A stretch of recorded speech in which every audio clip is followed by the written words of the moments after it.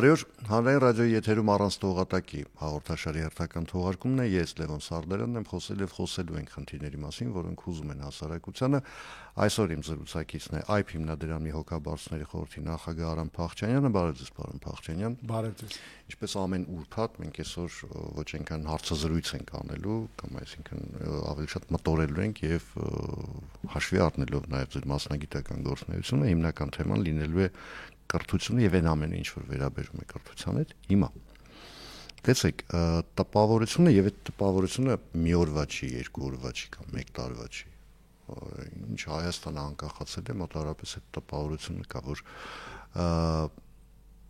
կա որոշակի, եթե թույլ կտակ այդպես ասել, շիվարացություն, այսինքն մենք ամեն անգամ կրթական համակարգին մոտենում ենք, ինչ որ բան ուզում ենք փոխել, այդ շիվարացությունը սկսում է խանգարել, որովհետեւ մենք չգիտենք ինչ անենք։ Մենք չգիտենք ինչը փոխենք, ինչ նորարարություն պետք է ներդրվի, մենք չգիտենք ինչը պահենք, օրինակ, չգիտեմ, շատերը կան, որ ասում են, այ խորհրդային համակարգի կրթական համակարգը այսպիսին էր, այնպիսին էր, առանց հաշվի առնելու, որ այն հնացած է ուղղակի։ Բայց ինչ որ լավ բաներ կային, այ որը պահենք, որը այդ շիվարացությունը որտեղից է գալիս։ Անկարողությունից։ Դապես շիվարացությունը գալիս է անկարողությունից, եւ անկարողության զգացողությունը մեզ մոտ կար ի սկզբանե, դա պատական չի, որովհետեւ խորհրդային տարիներին Հայաստանը անկախ չէր իր կրթության կազմակերպման մեջ։ Իրականում կրթության կազմակերպումը ամբողջապես իրագործվում էր Մոսկվայից, կենտրոնից։ Շատ կենտրոնացած էր խորհրդային միությունում կրթությունը։ Դա ուներ իր հասկանալի նպատակները եւ պատճառները։ Երբ որ մենք առանձնացանք, ինչպես շատ ոլորտներում, մենք հայտնվեցինք այդ վիճակում։ Մենք այնքան շիվարացինք, որ ամբողջ մեր արտադրական հզորությունը կորցրեցինք մի քանի տարվա մեջ, ջարդոնի ձևով վաճառեցինք տարբեր երկրներին եւ հետո կանգնեցինք այն փաստի առաջ, որ մեր տղամարդիկ ստիպված եղան այլ երկրներ գնալ աշխատանք փնտրելու համար եւ մենք կորցրեցինք բնակչության մի զգալի մասը։ Իսկով ամեն ոլորտում մենք կանգնեցինք նրա առջեւ, որ այն ինչ որ մեզ հասավ, այն մենք որ ձեռք բերեցինք, առաջին մենք դա չէինք գնահատում, պիտակելով դա խորհրդային, հետամնաց եւ նայում ենք բերաններս բաց այդ զարգացած Եվրոպաներին եւ Ամերիկանային, առանց խորանալու եւ հասկանալու թե իրականում ինչ խնդիրներ իրենք ունեն այդ նույն ոլորտներում։ Նույն Եվրոպան էլ մեզ սովորեցրեց իրենց նման ապրել, այսինքն արտադրությամբ չզբաղվել, գնալ սերվիսների ճանապարհով, որտեղ են իրենք հիմա ընկած արտադրություն են փորձում վերականգնել։ Բայց ինչու են մեզ սովորեցնում մեզ արտադրական երկրին, որ պետք է այդ ամենից հրաժարվել, դա արդեն հնացած է, դա ոչ ոքի պետք չէ։ Արի ուտես աշխարհի մի ամենաառաջ արագ առաջ գնացող երկիրը Չինաստանն է, որը ունի այդ արտադրական հզորությունը։ Ինչու է մեզ այս ամենը ասում, որ կրթության ոլորտում մենք ուղղակի չգիտեինք ինչ անել, դա թիվ 1 պատճառն է, բայց կար թիվ 2 պատճառը։ Կրթությունը երկարաժամկետ գործընթաց է։ Կրթության նպատակները հեռվում են գտնվում։ Դու չես կարող ոչինչ անել նպատակային կերպով, եթե դու չես հասկանում որոնք են այդ նպատակները։ Իսկ մենք, երբ որ մենք դարձանք անկախ երկիր, մենք նպատակ չունենք, այդ անկախությունը մեր գլխի վրա ուղղակի ընկավ երկնից եւ մենք այն ստացանք որպես այսպես աստծոնվեր առանց իմանալ թե դրա հետ ինչ ենք անելու, ուր են գնալու դրա հետ։ Եվ մենք երկար տարիներ մինչ այսօր ասեմ, իրապես չենք պատկերացնում ուր են գնում։ Ինչպիսի երկիր ենք ուզում դառնանք։ Ամեն նոր իշխանություն որ գալիս էր, ինչ որ երկիր էր ուզում ստեղծել, բայց այդ իշխանության պատկերացրած երկրի ուրվագծերը այնքան անորոշ են, որ կրթության դա համարյա ոչինչ չէին ասում։ Դե կրթության ոլորտում կներեք, էլի մի քիչ ավելի սարսափելի վիճակ էր, որովհետև ամեն իշխանության հետ գալիս էին մի քանի նախարար, իրար փոխարինում էին, այդ ամեն նախարարը որոշում էր, որ ինքը պետք է վիրաբուժական դանակը վերցնի ու ընկնի կրթության ջանին։ Առաջին մի քանի ամիսը։ Հետո նա հասկանում է շատ པարզ բան, որ կրթության ոլորտը եւ դա միայն Հայաստանում չի ասեմ, ընդհանրապես քաղաքական գործիչների համար ամենաարագ մաշվելու տեղն է։ Որովհետեւ դժգոհները մի շատ են, գոհերը քիչ եւ մարդիկ, որոնք ներգրաված են կրթության մեջ, քո բնակչության մեծ մասն են։ Այսպես թե այնպես, որպես տատիկներ, պապիկներ, հայրիկներ, մայրիկներ, ուսանողներ, ուսանողների ընկերներ, հարազատներ, բարեկամներ։ Դու ստանում ես շատ կտրուկ արձագանք ցանկացած անհաջողության եւ այդ առումով մարդիկ երբ որ ունեն դեռ որոշ քաղաքական կապիտալ կարբլանշ մտնում են այդ ոլորտ, այդ քաղաքական կապիտալը ամիսների ընթացքում մաշեցնում են եւ միանգամից դառնում են շատ պահպանողական, փորձելով զերծ մնալ ցանկացած կտրուկ գործողությունները հանկարծ Եվ նաև ստանում ես զգուշացում սեփական քաղաքական ուժից, բայց ինչ ես անում, մեր գլխին պատմություն ես բերում, քո մեղքով նախագահ հիմա ստիպված է արդարանալ եւ այլն եւ այլն։ Եվ մարդը միանգամից ասում է լավ։ Բայց կտրվածքը արդեն արվել է ու դրանից հետո արդեն այդ վերքը սկսում է։ Բայց դա տեսեք մի խնդիր է կար, որը երևի մեր կրթության ամենամեծ ցավը դարձավ եւ որը առավել վնասեց մեր կրթությանը։ Դա հայերի մոտ ընդունված էր լավ կրթություն ունենալը։ Մենք դա կարևորում էինք, ես ասում եմ էինք ցավոք, որովհետև հիմա արդեն դա շատ ավելի քիչ է։ Եվ 90-ականները մեզ սովորեցրեցին, որ կրթությունը պետք չէ հաջողություն հասնելու համար, հաջողության հասնելու համար այլ բաներ են պետք։ Բնդաճակատ լինելու օրինակ։ Եվ այդ պատճառով քանի որ այդ ընկալումը կար, մարդիկ ամեն գնով ուզում էին երեխաներին, որ գնային համալսարաններ եւ այլն, եւ այդ մրցակցությունը համալսարական տեղերի համար մեծ էր, ինստիտուտների ֆինանսավորումը անկայուն եւ դրանց ապագան անորոշ, եւ մարդիկ ամեն գնով ուզում էին իրենց երեխաներին տեղավորեին համալսարան, տալով տարբեր տեսակի միջոցներով կիսվելով համապատասխան մարդկանց հետ։ Դա բերեց նրան, որ 2004 թվականին Հայաստանում որոշեցին, որ անցնում են այդ միասնական քննությունների համակարգի, որը պետք է արդարություն մտցնի այդ գործընթացի մեջ։ Բայց խնդիրն այն է, որ ցանկացած ոլորտ վերցրեք։ Եթե դուք այդտեղ բերում եք արդարություն, այդտեղ զարգացումը դառնում է երրորդական, չորրորդական գործ։ Արդարությունը համարյա միշտ նշանակում է զարգացման դադարեցում։ Որովհետև արդարությունը նշանակում է այլ առաջնահերթություններ։ Դա նշանակում է, որ դու պետք է ճիշտ բաշխես, ոչ թե 10 լավագույններին։ Դու պետք է եւ այլն, այնտեղ շատ բաներ կան, բայց դա իրականում այդպես է, շատ դժվար է համատեղել արդարության սկզբունքը եւ զարգացման սկզբունքը։ Այդ դեպքում ո՞ր սկզբունքը պետք է առաջնահերթ լինի։ Զարգացումը իհարկե երկրի համար, որը կանգնած է կործանման եզրին։ Բայց այդ դեպքում, այսինքն ոնց կան ընտրյալներ ու կան լավ եկել եք։ Տեսեք, ինչ որ եղավ իրականում, ես ավելի վատ բան եղավ։ Սկզբից մտցրեցին այդ համակարգը, որը ինքս ինքն արդեն հնացած էր մի 10 տարով։ Բայց լավ, հիմա արեցինք, էլի վատ չէր։ Կարելի էր դա անել, բայց հաջորդը ինչ արվեց։ Կասկածի տակ դրվեց համակարգը արդարության տեսակետից։ Եվ մենք որոշեցինք ստեղծել այսպես կոչված շտեմարաններ, այսինքն հրապարակել նախապես բոլոր հնարավոր տարբերակները, որպեսզի լինի արդարություն։ Պատահական կերպով ինչ որ անգլիացիներ, ոնց մենք վստահում ենք, ինչ որ Անգլիայում որտեղ որևէ շահ չկա, ընտրում են այդ առաջադրանքներից ցանկ եւ ուղարկում են այստեղ պատրաստի թղթերը փաթեթավորած, որ ոչ ոք հանկարծ չտեսնի եւ ոչ ոք չկարողանա ունենալ անարդար արդյունք։ Դրա հետևանքը եղավ այն, որ կրթությունը վերածվեց շտեմարաններ անգիր անելու։ Եվ մեր կրթության եւ դպրոցների նպատակները անverջ հեռու գնացին կրթությունից։ Ես ներողություն զուտ համեմատության համար մենք մոտավորապես հիմա այդպես վարորդական վկայականի քննություն են անցնում։ Մարդիկ չեն գնում սովորելու, ուղղակի այդ տեստերը անգիր են։ Այո, դա լուծում է եւ առանց հասկանալու այդ տեստը ինչի մասին է։ Այնտեղ տարբեր պարապողներ, տարբեր մոտեցումներ ունեն, բայց սկզբունքային մոտեցումն այն է, որ բարդ խնդիրների բաները ճիշտ պատասխան ուղղակի անգիր են արվում եւ իրենք մի 100 անգամ կրկնում են, մինչեւ երախան սովորում են, որ խնդիրը ճանաչի մի անգամից ճիշտ պատասխան դնի առանց մտածելու։ Մի քիչ ավելի པարզերը, որոնք անգիրաններ շատ դժվար կնոթել իրենք շատ ավելի շատ են, հա, սովորում են մի կերպ լուծել, այնտեղ նաև վիճակագրական կերպով 4-ից 1-ը պետք է ընտրես, 25%-ով դա այն դեպքում ճիշտ պատասխանեց, այնպես որ միջինում դու 25% հաստատ քաղաք ես, մինիմում ունես։ Մի խոսքով,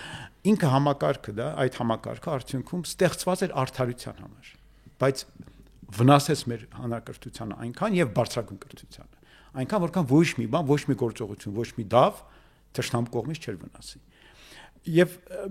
դա ինչից էր գալիս այդ նույն բանից, որ մենք նպատակներ չունեինք։ Այդ մարդիկ իրենց արժեվ այդ նպատակներ դրված իշխանության կողմից, որտեղ իշխանությունը այդ մարդկանց արժեվ այլ նպատակ չէր դրել։ Չէր ասել, ասենք մեզ պետք են լավ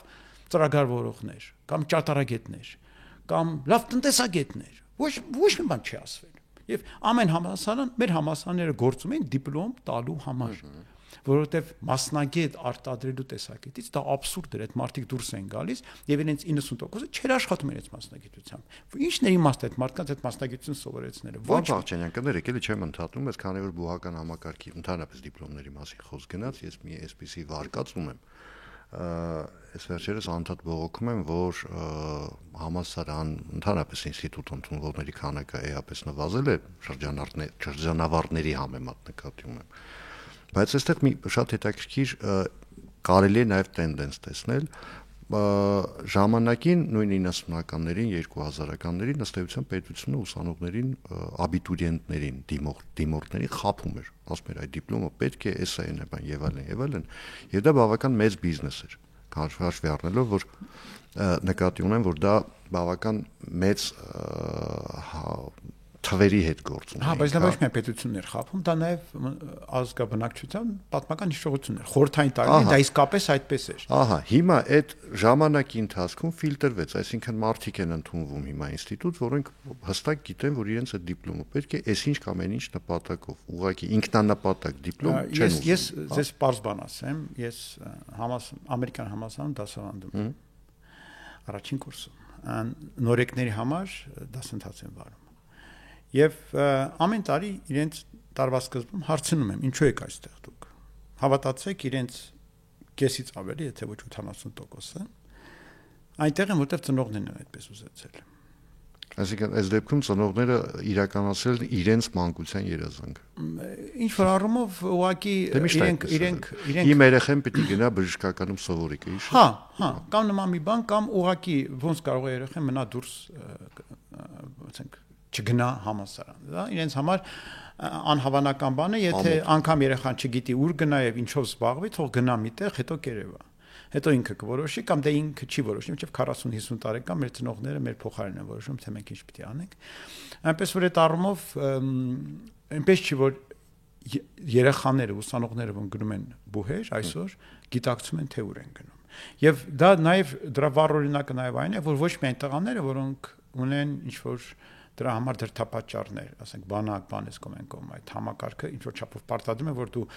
բակալավրիատից հետո փորձես գնաս մագիստրոսական, հետո փորձես պաշտպանես, ու հետո բնականաբար այդ պաշտպանում ես զուտ բանակից ազատվելու համար, իհարկե դու գիտությամբ չես զբաղվելու, չնայած պաշտպանել ու գիտությամբ չես զբաղվել, դա այդ աբսուրդի աստիճան գործողություն է, բայց դե հիմա աշկերտներ են դա անում, այդ ճանապարհով են ասում, այն պարագայում, որ ասենք Եվրոպայում մագիստրատուրա ընդունվելու միջին տարիքը 27 տարեկան է, 27-28 Մարդիկ ավարտում են բակալավրիատը, գնում են աշխատելու, գումար վաստակելու, հասկանալու թե կյանքում ինչն է իրենց հետաքրքրում իրականում, մասնագիտություն ընտրելու, որտեղ մագիստրոսական ծրագրերը սովորաբար շատ ավելի նեղ մասնագիտական են։ Եվ միայն շատ քիչ քանակի զուտ գիտությամբ, հենց գիտությամբ զբաղվողները բակալավրիատից հետո անմիջապես շարունակում են մագիստրոսական ծրագիրը, որովհետև իրենց նպատակն է հնարավորինս արագ մտնել գիտական գործունեության մեջ եւ իրենց անհրաժեշտ են անդադ անհրաժեշտ են գիտելիքներ։ Իսկ որևէ գործնական ոլորտի մասնագետներ երբևիցե բակալավրիատ ավարտելուց հետո չեն գնում մագիստրոսական ծրագրի։ Դա անիմաստ է։ Դու պետք է խնդիրներ ունենաս, հարցեր ունենաս, որ պատասխանները գտնես այդ ծրագրում։ Իսկ մենոնք առանց հարց ու պատասխան նետվում են այնտեղ եւ մեր մագիստրոսական ծրագրի մեծ մասը բակալավրիատի շարունակություն են տրամաբանական։ Էլի դասեր են։ Մագիստրոսական ծրագիր է։ Այնտեղ դասերի տոկոսը պիտի չնչին։ Ասենք ընդհանուր ծանրաբեռնվածության ուսումնասիրություն գործնական աշխատանք 10-15% առավելագույն։ Մնացածը պետք է ինքնուրույն աշխատանք, ուսումնասիրություն, հետազոտություն։ Մագիստրոսը ըստ կոչման բնույթի դա մարդ է, որը կարող է նոր գիտելիք հայթայթել իրագործելով հետազոտական աշխատանք։ Գիտեք, քանի որ խոսք գնաց արևմտյան կրթական համակարգի մասին, այնտեղ ես չեմ պատկերացնում, ասենք, պրոֆեսոր, որը դասավանդում է ու գիտական գործունեությամբ չի զբաղվում։ Մեր մոտ ժամանակին, հազվադեպ, բայց ընդհանուր առմամբ, ընդ որում նույն մագիստրատուրայի երեխեքը ներգրավում են իրենց պրոֆեսորի գիտական աշխատանքի մեջ։ Այո։ Դե զուտ դասավանդող պրոֆեսորներ լինում են, սովորաբար իրենք անհրաժեշտ են բակալավրիատի առաջին կուրսերի համար, որտեղ այդ դասական առարկաների դասավանդման մեթոդաբանությունը բանման, բայց դրանցից շատերն էլ իրականում եթե մի քիչ խորանակ, իրենք զբաղվում են ոչ այնքան գիտությամբ հենց այն, որ դասավանդում են, որքան մանկավարժական գիտությամբ։ Իրենք էլ իրենց հետազոտություն անում, դառնում են դոցենտներ կամ դրա նման մասնագիտություն են ձեռք բերում, ասենք PhD են անում, ոչ թե առարկայից, այդ առարկայի դասավանդման մեթոդաբանությունից, որովհետև դա է իրենց համար շատ կարևոր։ Ամեն դեպքում ամեն մարդ ներառյալ ուսուցիչ պետք է անդադ հետազոտի։ Իսկ համասանում աշխատող մարդը իհարկե պետք է զբաղվի հետազոտական աշխատանքով այս կամ այն։ Ուղղակի գալ դասանել գնալ տուն համասարանի ձևաչափի մեջ շատ դժվար է տեղավորվում։ Հիմա տեսեք, քանի որ մի հատ վերադառնանք հանրակրթական համակարգ, հանրակրթության դպրոցական, այսպես ասեմ, տեսեք, ես կարող եմ անուններով չասեմ, բայց ես գիտեմ երկու դպրոց, որոնք դեմ դիմաց են բառացիորեն մեկ փողոցի տարբերությամբ, ուրեմն ձախ կողմի դպրոցում պայմանական եմ ասում, հիմնական շեշտը դրվում է ինչ-որ բարոյական արժեքների վրա, հա, ուսուցման ընթացքում ազգագրություն, ինքնաճանաչում եւ այլն, երևակայություն, քննադատական մտածողություն, դիմացի դպրոցում հիմքում դրված են բազային գիտելիքները, որ դպրոցի շրջանավարտը պետք է իմանա լեզու, պետք է իմանա թվաբանություն, հետո հանրահաշիվ, ֆիզիկա, քիմիա, այսինքն այն բազային առարկաները, որոնք անհրաժեշտ են հետո ինչ որ քայլ անելու համար։ Եվ այդ դպրոցները գրեթե թշնամական հարաբերությունների մեջ են ընդհանուր մինչև աշակերտների մակարդակով, այ մենք sense դուք նենց։ Այդ շատ վաղուց կա այդ հակամարտությունը, ինքը համարյա դասական հակամարտություն է։ Հիմա այդ հակամարտության կողմերից ասես որն է ավելի ճիշտ։ Այսպես ասեմ, երբի թե այդտեղ ճիշտ կողմ չկա, եթե դա հակամարտություն է, ի սկզբանե չկա, որովհետև հակամարտությունը չի կարող լինել կրթության մեջ, ուղղակի չի կարող նման բան լինել։ Բայց ես կողմ եմ ավելի այն մոտեցման, որ դպրոցը այնտեղն է, որտեղ ձևավորվում են մարդկային հատկանիշները։ Առաջնահերթուն ինչու՞։ Որովհետև իմ խորը համոզմունքով մարդ, ով օժտված է անհրաժեշտ արժե համակարգով եւ մարդկային կարողություններով, կամային, անձնական, պատասխանատվության զգացողությամբ եւ այլն, լավ կսովորի։ Լավ կանի այն գործը, որի յետևից ընկած են մարդիկ, որոնք ձգտում են գիտելիքներ տալ։ Զուտ գիտելիքները շատ յուրահատուկ բան են։ Իրենք, ասենք, ես երևի թե իմ դպրոցի անցած առարկաների մի զգալի մասից շատ քիչ օգուտ եմ այսօր ունենում իմ գործունեության մեջ։ Չնայած ես երևի այդ առումով մի քիչ բացառություն եմ, որովհետև ամեն ինչով զբաղվում եմ, ես մի քիչ ունիվերսալ մարդ եմ։ Համարյա լրագրող եք, էլի։ Հա, ամեն բան անում եմ։ Բայց շատ մարդիկ իհարկե դա չեն օգտագործում։ Հարցը դրանում չի։ Հարցն այն է, որ դպրոցը տալիս է այն մենք որ խոսում ենք արդարության մասին, այն արդարությունը եւ ազատությունը մարդուն ճկուն լինելու իր կյանքի ընտրությունների մեջ եւ կարող լինելու հարմարվելու ցանկացած իրականության։ Մենք կարող ենք շատ խոսել նրա մասին, որ մարդկային բաները soft skill որ ասում են, փափուկ հմտությունները շատ կարևոր են, մենք պետք է կարողանանք լավ շփվենք, ընկերություն անենք, որտեղ դրա միջոցով հարաբերություններ ենք ստեղծում, առաջ ենք գնում, գումար ենք բերում եւ այլն, դա շատ կարևոր է եւ դպրոցը դա պետք է սովորեցնի։ Անպայման պետք է սովորեցնի։ Բայց եթե դպրոցը չձևավորի երեխայի մոտ բարդ բաներ ուսումնասիրելու, հասկանալու եւ սովորելու ներքին վստահություն, որ ես դա կարող եմ եւ հնարավորություն ընտրության լայն, թե ինչով վաղը կզբաղվեմ եւ վաղը դա ոչ միայն ինստիտուտի մուտքին է, այլ նաեւ միգուցե 10 տարի հետո մի այլ տեղ ընտրելու։ Դա շատ մեծ վտանգ է։ Դա նշանակում է մենք իրեն ի սկզբանե բանտ ենք նստածնում, իր կյանքի ընտրությունների բանտը, որտեվ եթե նա մի բան ընտրեց, այլևս ոչինչ չի կարողանա ընտրել։ Իսկ ապագայի մարդուն, այսօրվա երիտասարդներին,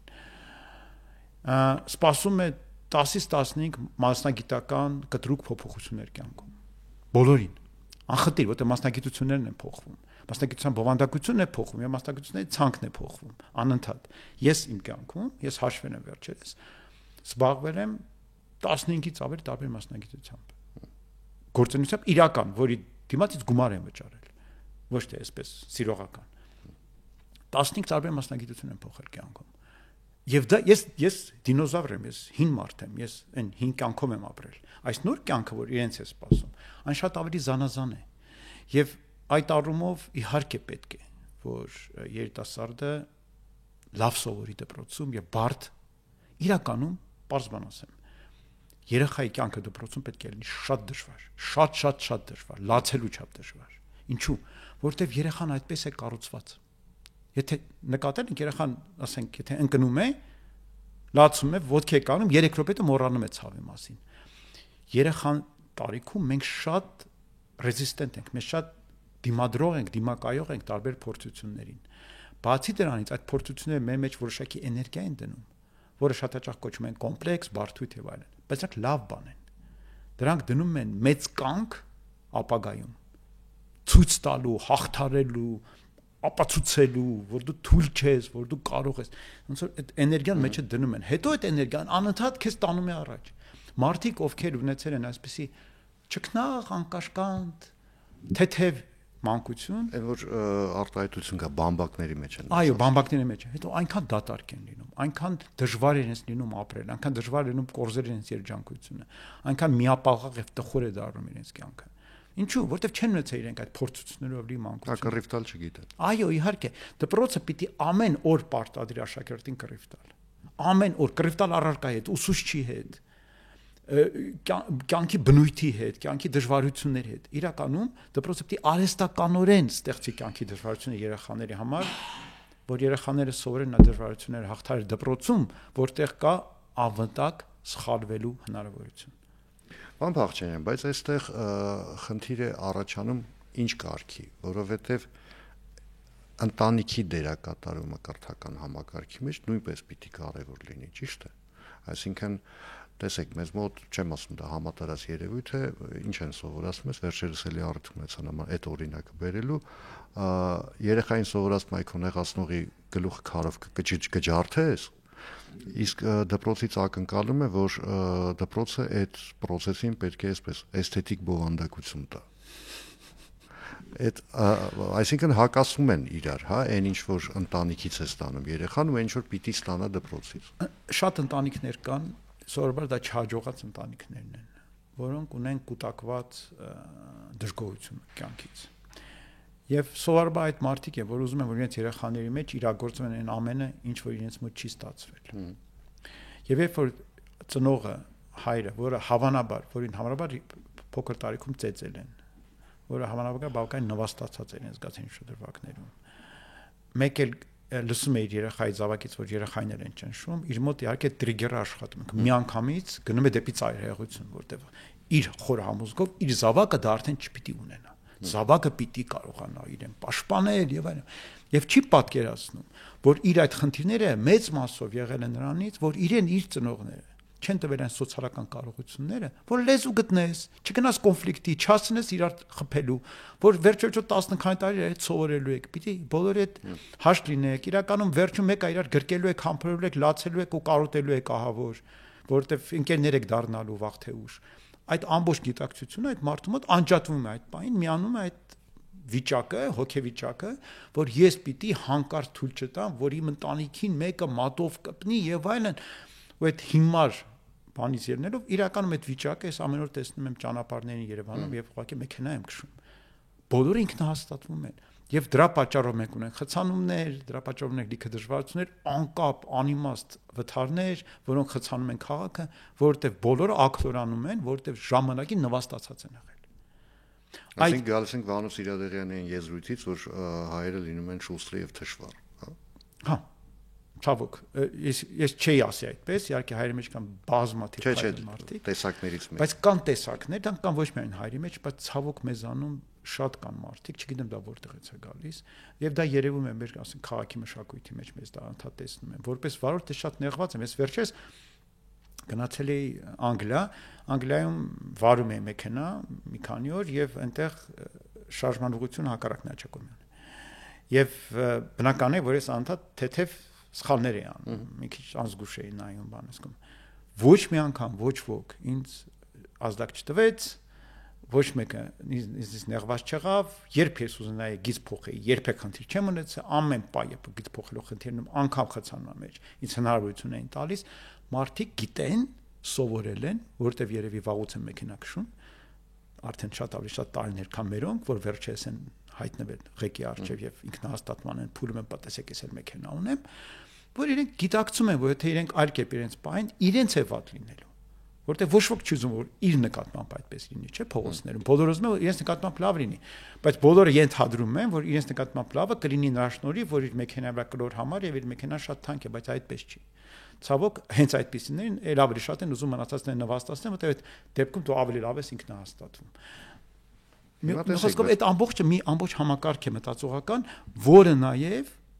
շատ ուժեղ ցավոք ազդում է մեր կրթության վրա։ Դուք ճիշտ եք ասում, որ ծնողների ազդեցությունը երեխաների կրթության վրա գերիշխող է։ Դա պետք է հստակ ընդունել եւ հասկանալ։ Մենք որքան է կրթական համակարգը բարեփոխենք, եթե մենք հանրային վերաբերմունքը կրթությանը չփոխենք եւ ծնողների իրենց սեփական պարտականությունների նկատմամբ որ վերաբերմունքը չփոխենք, շատ քիչ բան կփոխի։ Բայց տեսեք, այստեղ մի շատ կարևոր էլի խնդիր կա, սերունդների բախման խնդիրն է։ Ինչ իմաստով։ Այն ինչ որ դուք հիմա ասում եք, որ պետք է այսպես լինի, ընտանիքը այսպես երթևեկության մեջ է, դա հանդուրժողականության, հա, տրամաբանությունն է, որը պիտի լինի ժողովրդի մեջ։ Համագործակցության, համակեցության, հանդուրժողականության, համակեցության նորմեր, բայց հիմա տեսեք, մենք ունենք առնվազն 3 սերունդ, որ միաժամանակ ապրում են իրար հետ կողք կողքի, միևնույն տանը, որոնք դպրոցում, ինստիտուտում ստացել են տարբեր գիտելիքներ։ Ասենք Հայաստանի համար կենսական կամ պատմական նշանակություն ունեցող իրադարձությունների մասին իրենք ստացել են տարբեր, ընդ որում հակասող գիտելիքներ։ Մեծ սերունդը գիտի այսպես է եղել, միջին սերունդը գիտի այսպես է եղել, փոքր սերունդը սովորում է այսպես է եղել։ Դա բերում է կոնֆլիկտի, հա, ներքին կոնֆլիկտ էլ կա այստեղ։ Հիմա այդ խնդիրը ինչպես պետք է լուծել։ Բոլոր կոնֆլիկտներն ունեն միայն մեկ լուծում։ Մարդիկ պետք է համախմբեն ընդհանուր նպատակի շուրջ։ Եվ ընդհանուր արժեքների։ Եթե ընտանիքը իրապես ոչ թե ձևականորեն ուզում է երջանիկ լինել, որը մեզանում ցավոք դեռ այդպես էլ չի կայացել, մենք շատ քիչ երջանիկ ընտանիքներ ունենք, դա երևում է նաև բաժանվողների տոկոսից։ Տպավորություն է, որ երջանկություն այսպես որպես թուլության նշան է։ Այո, հա, մարդը ասում է երջո ես։ Շատ ցավալի է, եթե նախկինում մենք ունեինք լծակներ, որոնք դանդաղեցնում էին այդ ամուսնալուծությունները, հիմա արդեն լծակները քանի որ նվազել են, այդ սոցիալական ճնշումը նվազել, մենք տեսնում ենք իրական պատկերը մեր ընտանիքների, ասենք 40%-ը մեր ընտանիքների ամուսնալուծվում են։ Եվ դա ինչից է գալիս։ Դա գալիս է նրանից, որ մարդիկ չեն գիտակցում, որ ընտանիքին պահում են ընդհանուր արժեքները եւ ընդհանուր նպատակները։ Դու պետք է կարևորես այն, ինչը ձեզ միավորում է։ Դու պետք է ոչ թե շեշտը դնես նրա վրա, թե ինչու եք դուք տարբերվում, այն ինչը ձեզ միավորում է։ Եվ դա միշտ շատ ավելի շատ է, եթե դու լավ ընտանիք ես, քան ինչ որ ձեզ որտեղ դուք տարակարծիք եք։ Եվ տարակարծությունը պետք է համարվի շատ լավ բան, որտեղ երբ որ դու գտնում ես անվտանգ գոտում, որտեղ ձեզ շատ բան միավորում է, տարակարծությունը օդի նման կարևոր բան է, մաքուր օդի նման։ Որքանով շատ տարբեր պատկերացում եք կարծիքներ ունենք, այնքան մենք ավելի կենսունակ ենք, նշանակում այնքան մենք ավելի ճկուն ենք, այնքան պատրաստ ենք տարբեր իրավիճակներում ճիշտ գործել, որքան ավելի նեղ եւ միանման ընկալումներ ունենք, այնքան մենք ավելի վտանգված ենք։ Դա վերաբերում է ամեն ինչին, դա վերաբերում է նաեւ դարվինյան տեսությանը, դա բնական բան է։ Եվ այդ առումով պետք է դա իրականում դա շատ ողջավորվել։ Եթե երեխան գալիս է այլ բան է ասում, ինչ դու գիտես, դու պետք է երեխայի հետ ունենաս հետաքրքիր, բովանդակային զրույց, միգուցե անգամ վիճաբանություն, բայց փոխադարձ հարգանքով եւ առանց ամեն գնով երեխային համոզելու ցանկության։ Այլ փոխարենը դրա շուրջ խորելու, որովհետեւ տարբեր տեսակետները, եթե դա չի վերաբերում կյանքի մահու հարցերին, առաջացնում են հետաքրքիր խոսակցություններ։ Իսկ հետաքրքիր խոսակցությունը ամրապնդում են ընտանիքը։ Որտեվ հենց դրա հաշվին է, երբ որ դու քեզ շատ նման մարդու հետ ես ամուսնացել, դրան շատ բան չես քաղի։ Տարբերությունն է կարևոր։ Եվ սերունդների միջև տարբերությունը արժեք է։ Եթե ընտանիքը ճիշտ է աշխատում, եթե մարդիկ ճիշտ են մտածում եւ վերաբերում են ընտանիքին, ոչ թե ընտանիքը իմ հաստատվելու համար է, որպեսզի ես լավ ապրեմ, ես երջանիկ լինեմ, մեզ համար է, բոլորիս համար է, երեխաների, բոլորիս։ Եվ կան նման ընտանիքներ, կան նման խելացի մեծահասակներ, որոնք գիտակցում են այդ ամենը, բայց դարձյալ ցավոք մեր մոդելը հիմա իմ հոգեբանական բան եմ ասել, բայց ասեմ որ հոգեբանները ում հետ է սա քննարկեմ շատերը համաձայն են։ Հայերի մեջ շատ նարցիսներ կան։ Ու դա գալիս է մեր ծնողական մոդելից, մեր մայրերի վարքագծից, մի խոսքով ամբողջ միախառնվել է մի հատ մեծ հոգեբանական խնդիր է դարձել ազգային, որը պետք է լուծել, երևի թե այսպես մի քիչ դրա մասին խոսելով մարդկանց հետ, չնայած դա մի հիվանդություն է, որը համարյա չի բուժվում, եւ շատ դժվար հաղթահարելի հանգամանք է, եթե դու մանկության տարիներին ձեռք ես բերել այդ խնդիրը, այդ բարդույթը, շատ դժվար է դրանից ձերբազատվել։ Աշխատեք երեխաներին չբարդութավորել։ Շնորհակալություն զրույցի համար։ Հիշեցնեմ այսօր իմ զրուցակիցներ IP հիմնադրամի հոգաբարձուների խորհրդի նախագահ Արամ Փախչյանյանը, ես Լևոն Սարդարանն եմ, կհանդիպենք արդեն երկուշաբթի օրը նույն ժամին, նույն վայրում, հաջողություն եւ համբերություն բոլորիս։